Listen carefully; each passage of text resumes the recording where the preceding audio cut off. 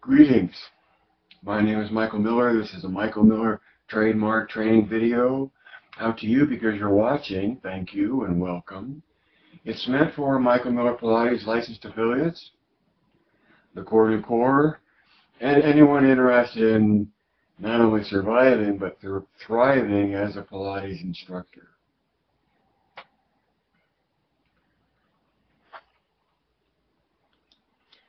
So much of Pilates, from my point of view, is based on Joe being a survivor and his method being survival training.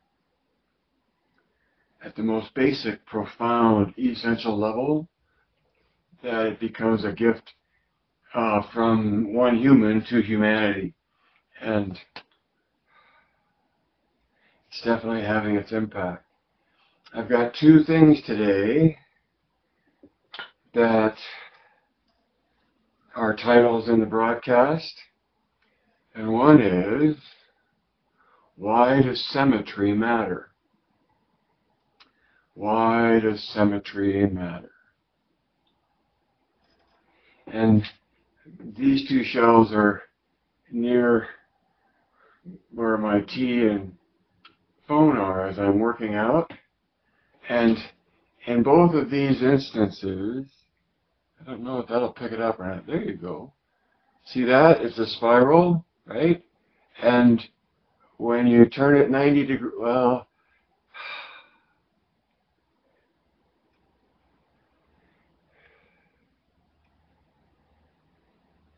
the tip of that spiral is between my fingers, and so the spiral has come out in one direction, which is also true of this one. These shells are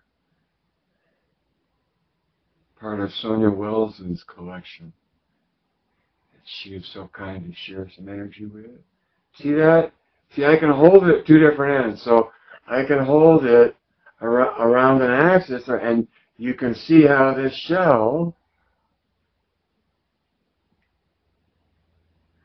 spirals out along an axis, but in one direction.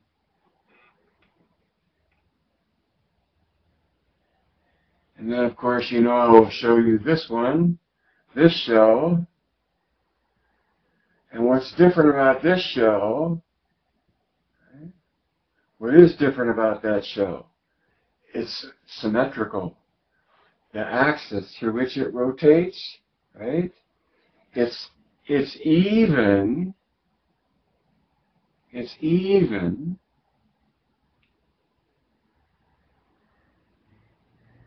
And why does that matter? Well, the image shouting in my mind is the person on a tightrope with a long bar for balance. That long bar represents balance or enables balance, and it's in the width of the hips, the width of your body, that to the extent that you're symmetrical in your development. So let me ask you, this way, like that, or like this? Right? So is it a grip, I would say? Is it a rotation in the shell is this way, right? And the rotation in the hips is no different, is my point.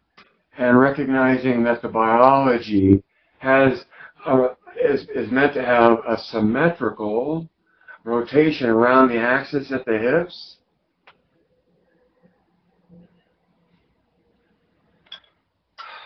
Do I have all this stuff here? I need a towel. I need a Michael Miller towel. And I don't have one. There it is.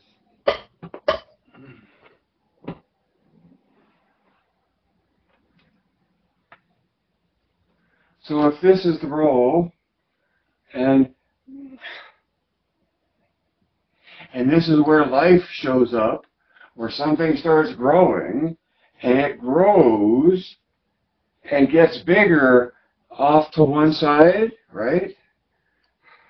It's not symmetrical.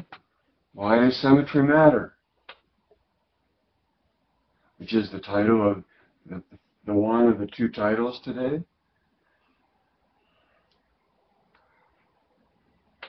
Well, it matters a lot, I'm thinking, because of balance. Balance. Where would we be without the ability to independently sustain the effort in our legs and to maintain balance between them? All of that comes from the ability to make a rotational dynamic at the hips.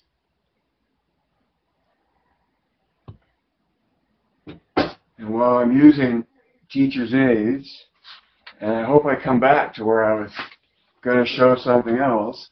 So this is something, okay, so here's a sheet of paper, and we roll it up. We roll it up.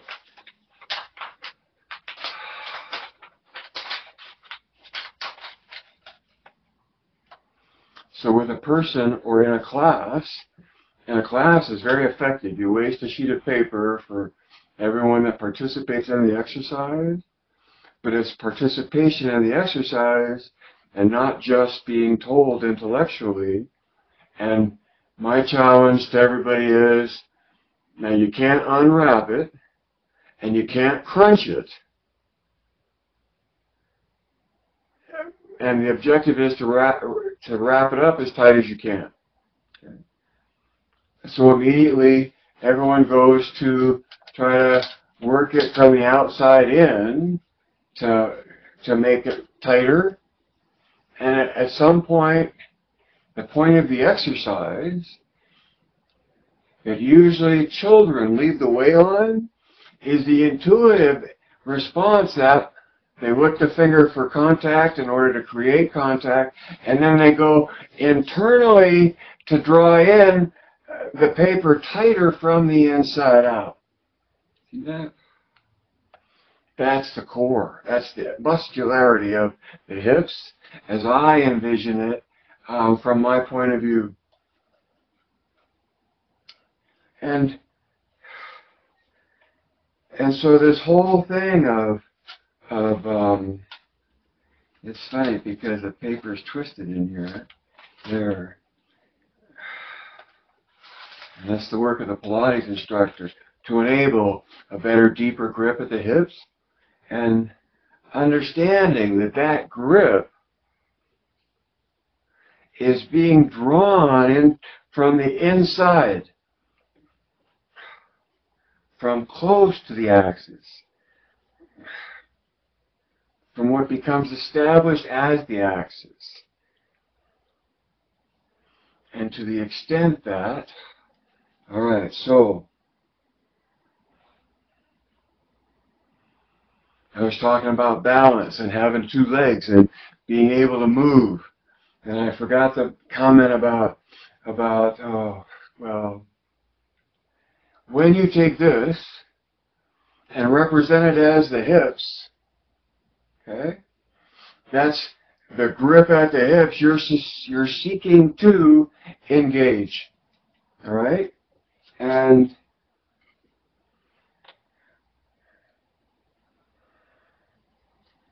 we not only want to do it symmetrically,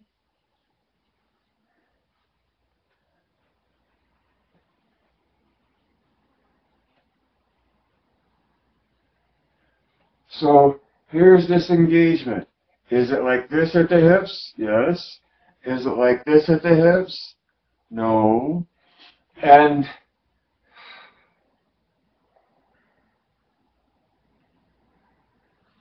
like the tightrope walker that expands their control to the sides, in your body you want the engagement to be as wide as possible as well. Am I being ridiculous? Do you get my point? And so this whole part about the grip at the hips, it isn't about a grip that's consolidating toward this way, toward the midline, the sagittal plane, okay? It's dry, okay, so here's what the hips are like, right to there. But if you look and you think about engaging your hips, it's like that, right? You're expanding the width of your grip while you stay symmetrical, because it gives you the most balance in space.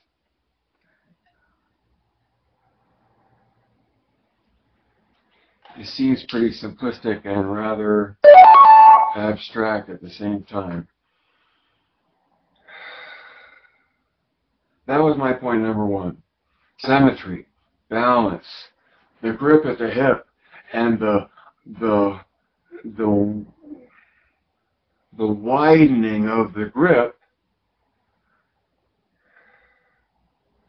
to improve the stability of control on the axis that the grip is wrapped around.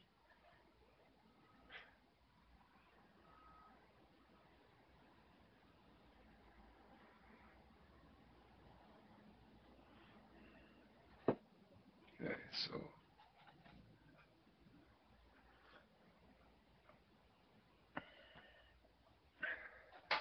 so the axis at the hips, this axis at the hips, I'm getting better at this, but still it's tricky.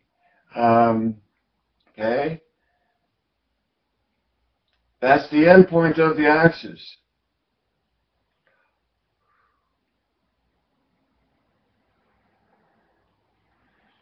If you could do perfect splits, like a cheerleader right out to the side, then your legs are part of that axis in their ability to make rotation.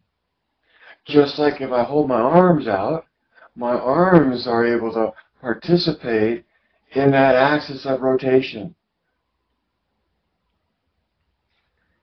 I'm not sure if you can get this. And this is maybe a good dress rehearsal. I'm tightening up the axis to make the point that what really happens in the organism is the ability to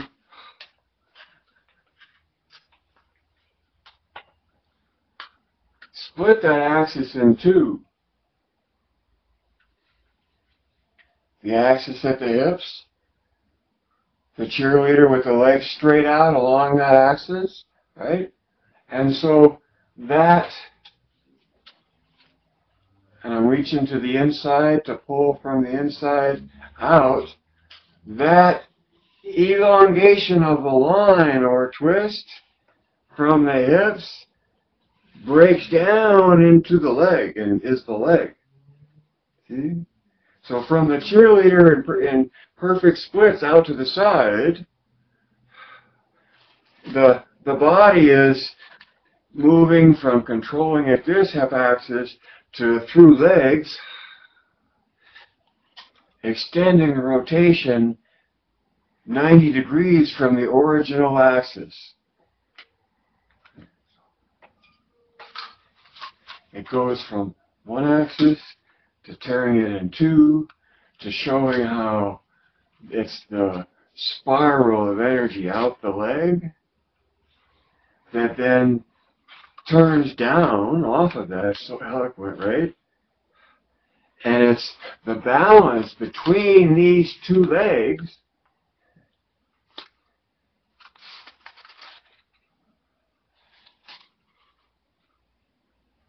that is affected by how wide your grip is.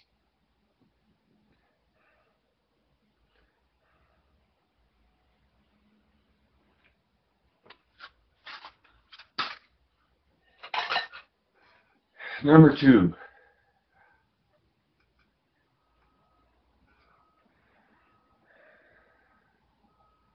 So the title is When Life Shows Up on the Stage of Reality. It expresses itself as movement, right? I mean, I want to not be specific, just broadly, generally speaking. If it's alive, it's moving. No, that's not my point I want to make, see. The point I want to make is that when movement shows up on the stage of reality, it shows up as a spiral. Now, maybe there's a lot of other ways to look at that, but here's where I blow up a balloon, right? And I let the balloon go, and it spirals out of control and out of air, right? It expires.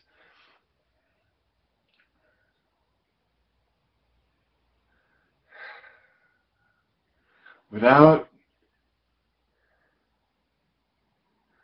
regarding where it comes from or why it comes there, but being caught in the nature of that stage and what it takes to control movement upon that stage. Well, now we're talking Pilates, right? We're talking contrology.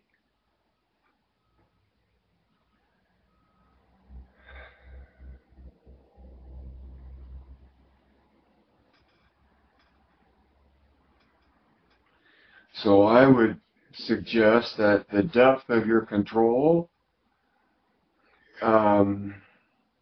is rooted in the depth of your grip.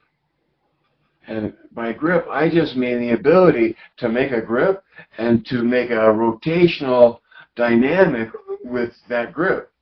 I mean, to engage in a grip dynamic. And furthermore, of course, in core tension, to interact in oppositional rotation between two axes within that, of grips. Blah, blah. Didn't say that very well.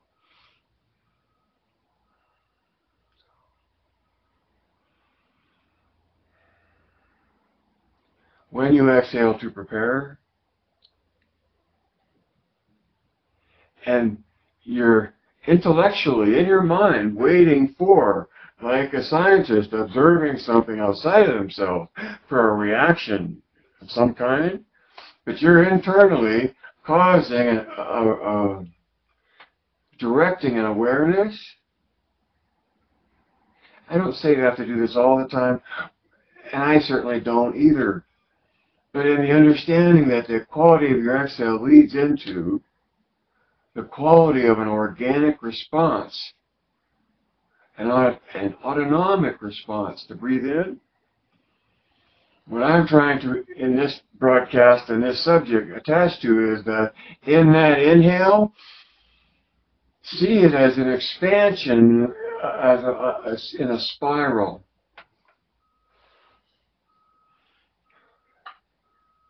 And then if you want to further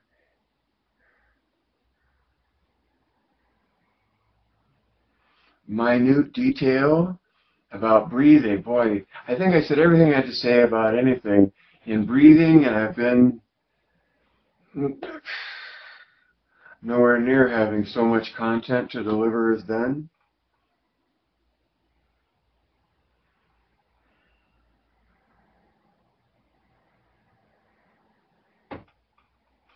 What I appreciate about Pilates is that it leaves out interpretation and latches on to experience and pursues ideal movement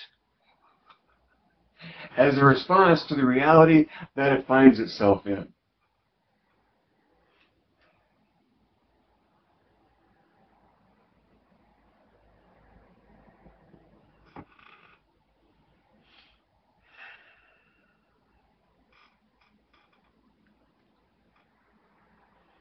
Know your business.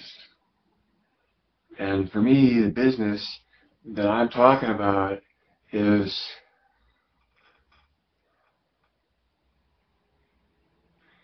thriving as a Pilates instructor. It's so hard to say thrive instead of survive.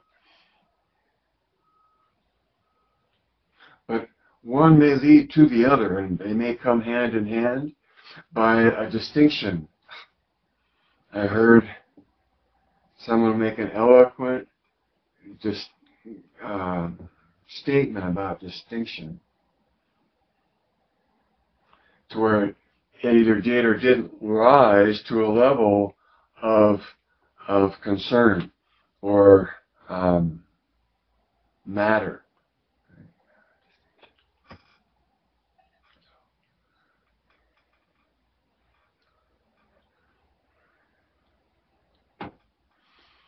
So my business as a Pilates instructor is to have a lot of fun. Because if I don't have fun, why show up, right? That's an Oliver quote.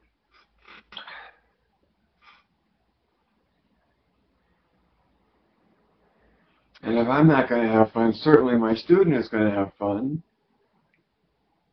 But in the midst of all that fun,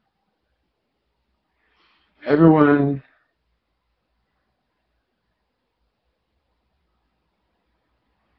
is guided by that star, if you will, or that criteria, which is all good, right? My points today were about symmetry mattering and about the width of the axis that you exert control. This axis at your hips is the bar for the tightrope walker, and how well and how widely you engage that grip determines your stability and influences your balance. And that's why symmetry matters so much. It's balance.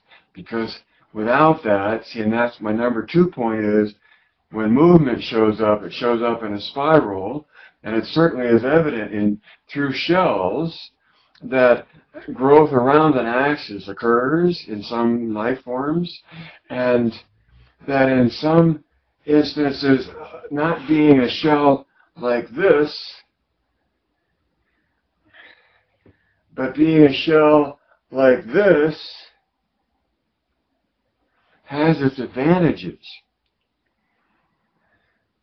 within the physics of the world you live in, because in the symmetry that you have and the width that you have it in, how wide is your tightrope walker's pole, right?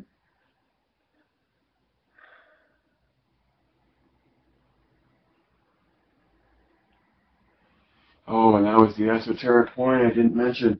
So, again, another fascinating thing is they talk about the universe expanding, and the latest take is that it's not only expanding, but it's expanding at an accelerating rate. You're driving along going 60 is one thing, but going from 0 to 60 and continuing to go faster and faster is the rate at which the universe is expanding. So I like to attach the cycle of my breath in the spirit of that recognition that there's a curve to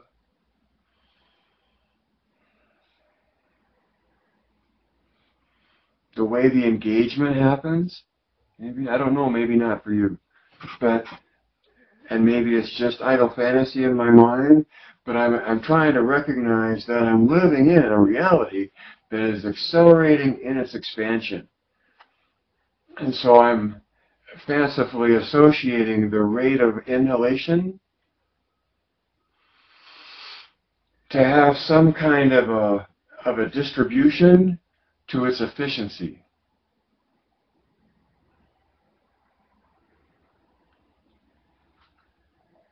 And you don't know So you don't have to know much of any of the physics if you just in general get the idea that the body, the human being, is accomplishing rotation on axes, and that it's the interaction between those rotations that creates dynamic that empowers the body to move. And in that movement, because of its symmetry across an axis, and in its existence in the midline, sagittal plane, balance.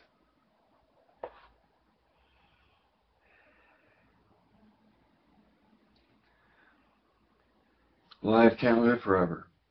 Read between the lines. See behind the curtain. Add 2 and 2. Direct your thinking. Geist.